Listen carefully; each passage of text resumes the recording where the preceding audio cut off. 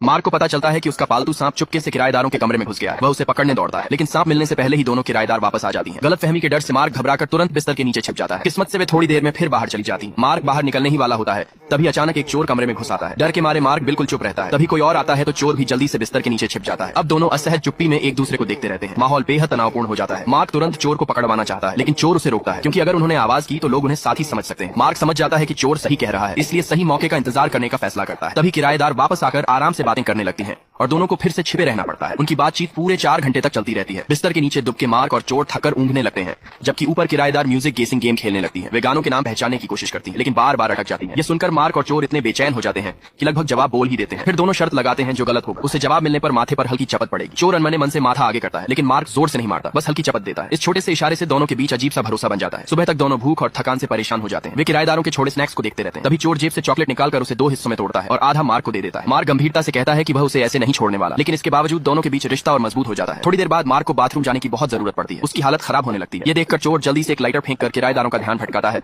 और उसे सोडा की बोतल दे देता है, जिससे मार्क बड़ी मुश्किल से संभलता है। तभी उसी समय मार्क का सांप फिर से बाहर आ जाता है। उस खतरनाक पल में चोर तुरंत मार्क के सामने आकर सांप का हमला रोक देता है। तभी पुलिस पहुंचती है और चोर को पकड़कर ले जाती है। मार्क उससे पूछता है कि उसने उसकी मदद क्यों की। चोर मुस्कुराकर कहता है, जब से तुमने मेरे माथे पर वह छोटी चपत मारी है, तब से मैं तुम्हें अपना भाई मानता हूँ। ये सुनकर मार्क भावुक हो